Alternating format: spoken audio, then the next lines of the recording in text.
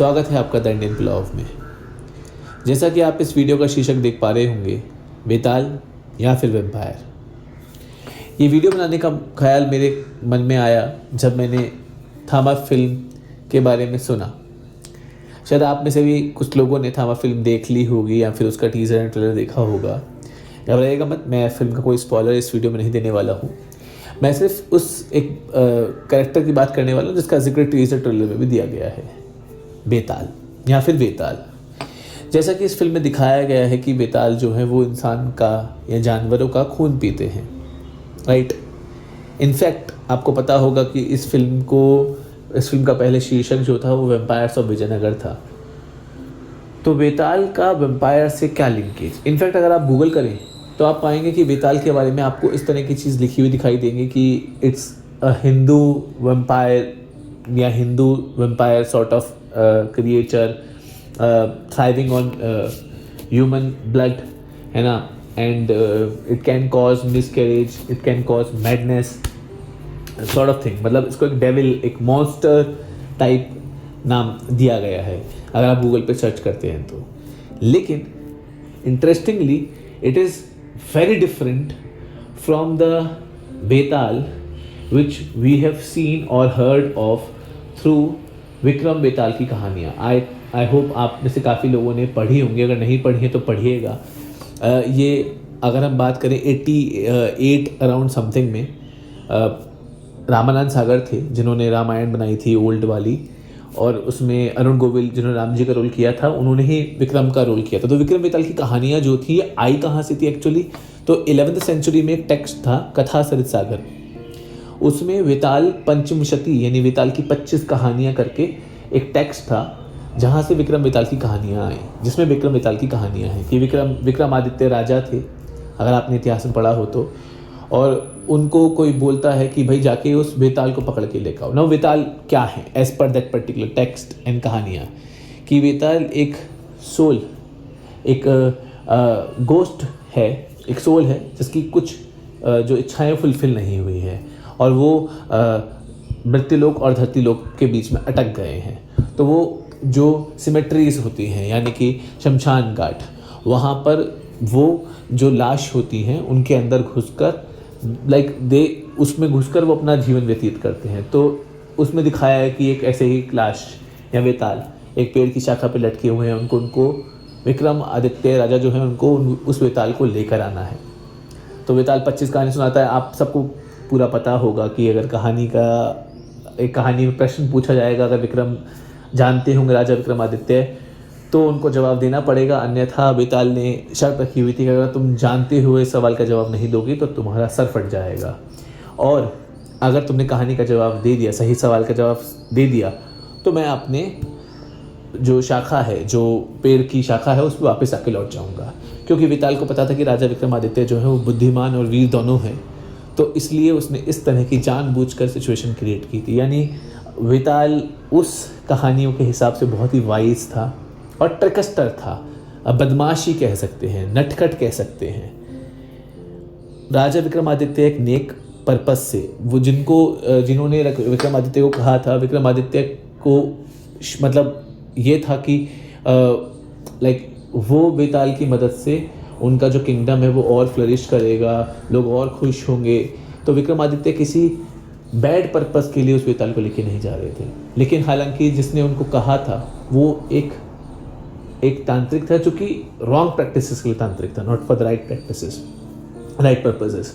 So the thing is, मैं पूरी इस बात से कहना क्या चाह रहा हूँ कि वो बेताल एक वाइज, यू कैन से नटखट, mysterious, but not a person who will harm someone without any cause.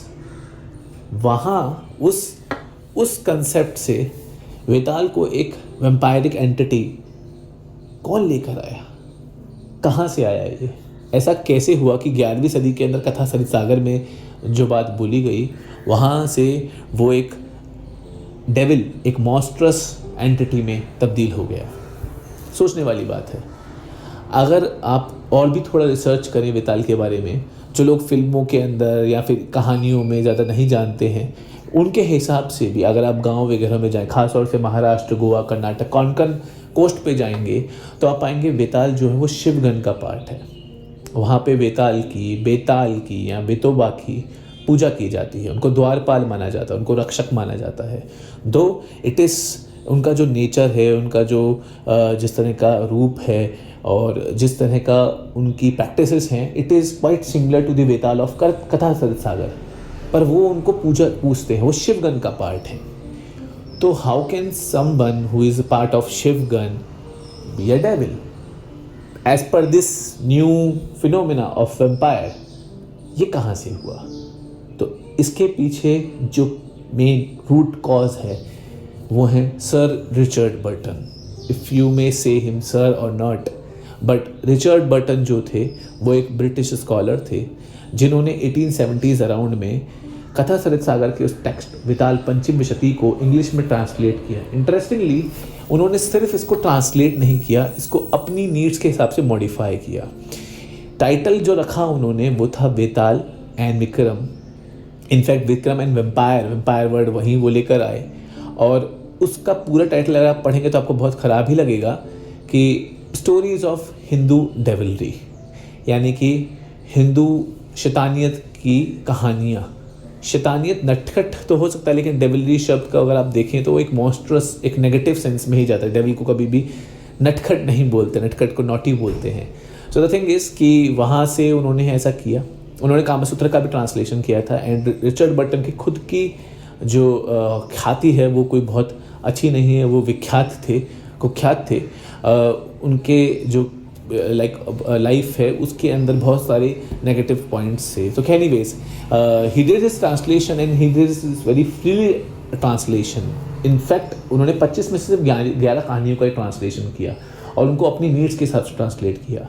उन्होंने बेताल को एक ऐसा करेक्टर दिखाया जिसकी लंबी पूंछ है, दांत हैं और कान बढ़े हुए हैं। तो उन्होंने अपने हिसाब से बेताल को एक परसेप्शन दिया जिसने शायद इंडियन ऑथर्स को भी एक मतलब कह सकते हैं आप, क्योंकि इंडियन ऑथर्स के पास भी वो एक ज़्यादा एक्सेसिबल टेक्स्ट हो गया, क्योंकि जो इंग्लिश में लिखा हुआ टेक्स्ट है।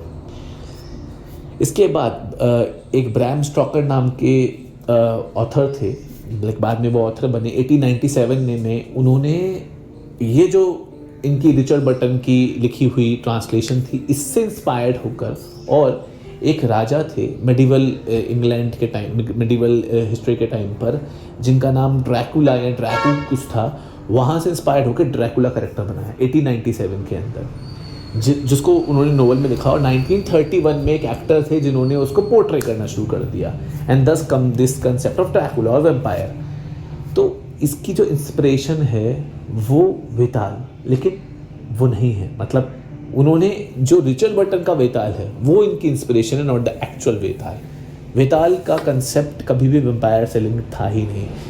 ये बात मुझे हैरानी इसलिए की क्योंकि मैं जब बेताल विक्रम की कहानी आप सब ने सुनी होंगी, मैं उन कहानियों की विजडम को, उन कहानियों की जो कह सकते हैं आपकी बेताल कितना वाइज है, बेताल को पास्ट प्रेजेंट फ्यूचर सबकी नॉलेज है, बेताल को मतलब वो, और उन्होंने विक्रम की हेल्प, राजा विक्रमादित्य की हेल्प ही की थी एक तरीके से, क्योंकि वो उनको उस जो तांत्रिक थे जो कि नेगेटिव पर्पस के लिए बेताल को चाहते थे, क्योंकि वो पास्ट प्रेजेंट फ्यूचर की नॉलेज रखते थे, विक्रमादित्य को उनका सच भी बताया, एंड विक्रमादित्य के फिर वो आगे साथी बन गए।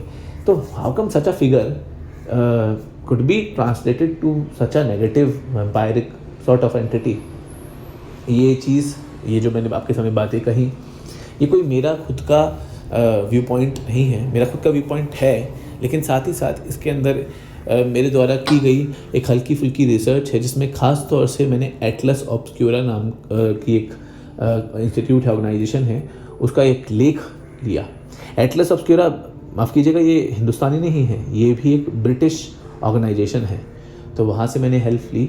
तो I will post share the link of that particular Atlas Obscura article in this video as well, but just मेरा एम इसके अंदर किसी भी मॉडर्न डे के जो क्रिएटिव मीडिया के लोग हैं उनको कोई बैश करना नहीं है। मेरा सिर्फ एक छोटा सा पॉइंट है कि जो चीज़ सही है वो सही है, जो चीज़ गलत है वो गलत है।